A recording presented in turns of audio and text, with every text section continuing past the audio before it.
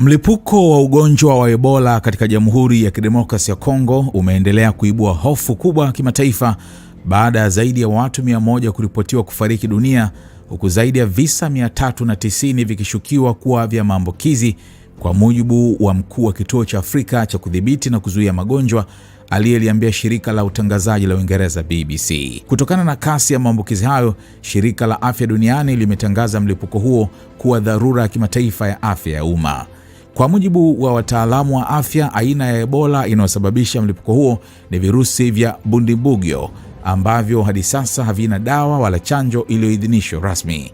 Mbali na Kongo, visa viwili vya Ebola pamoja na kifo kimoja tayari vimethibitishwa nchini Uganda, kwa mujibu wa kituo cha Marekani cha kudhibiti na kuzuia magonjwa. Wakati huo huo, taarifa kutoka CBS News zimeeleza kuwa takriban Wamarekani 6 wamegusana au kuathiriwa na virusi vya Ebola wakati wa mlipuko huo nchini Kongo. Inaelezwa kuwa mmoja wa Marekani hao ana dalili zinazofanana na Ebola, huku wengine 3 wakidaiwa kuwa walikuwa katika mazingira hatarishi ya mawasiliano au kuguswa na wagonjwa. Hata hivyo, bado haijathibitishwa rasmi kama wameambukizwa.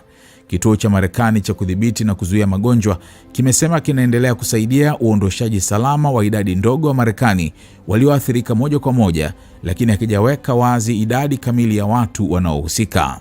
Aidha, Marekani imetoa onyo la kiwango cha 4 cha usafiri ambacho ni kiwango chake cha juu zaidi, likiwaonya raia wake kutosafiri kwenda Jamhuri ya Kidemokrasia ya Kongo kutokana na mlipuko huo wa Ebola. Shirika la Afya Duniani limeshauri Jamhuri ya Kidemokrasia ya Kongo na Uganda, ambazo ni nchi mbili zilizothibitisha visa vya Ebola, kufanya uchunguzi wa afya mipakani ili kuzuia virusi hivyo kuenea zaidi.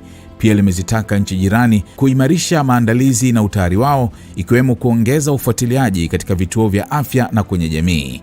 Nchi jirani ya Rwanda imesema itaongeza ukaguzi na uchunguzi katika mpaka wake na DRC kama hatua ya tahadhari, huku Nigeria nayo ikisema kuwa inafuatilia kwa karibu hali hiyo.